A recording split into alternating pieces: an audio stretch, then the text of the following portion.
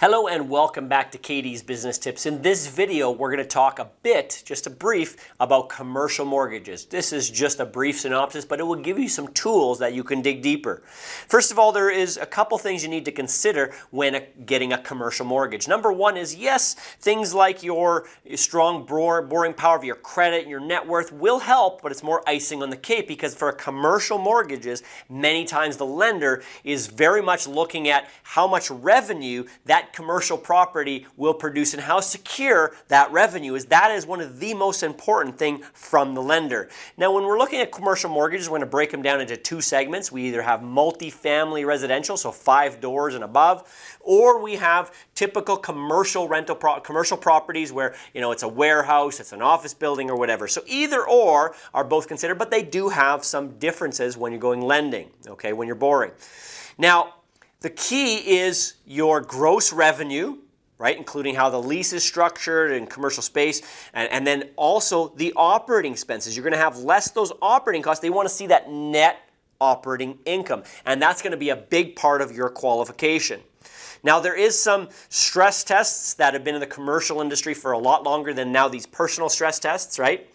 And it's kind of funny because the multifamily residential has been going on for a very long time. But the bottom line is when it comes to a down payment on these, it's a little different because it could be insured similar to a residential or not insured. But everything is going to be situational. It's not cut and dry like the residential. In true commercial, basically starting with a more down may help you, it may not. It depends on the situation. Typically, the more you can put down, the better. But depends. Sometimes there's different interest rates, depending if you're using the insurance and not insured. There's a lot of things to consider.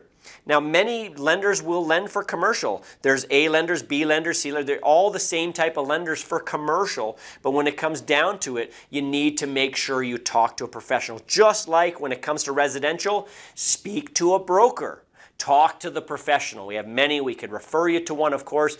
But, at the end of the day, you want to speak to the professional and industry, and a mortgage broker will look at all the lenders, not just go to one lender. They have a plethora, usually, of lenders that they can go to, A lenders, B lenders, and so forth, that can get you the best deals possible, or at least give you the options and help you weigh it out. Now, there's a lot more to commercial mortgages. That's just a quick synopsis. If you have questions, we'd love to hear from you. We'll probably dive deeper in future videos. Thanks for being a part of our Katie's Business Tips, and we'll see you in the next video.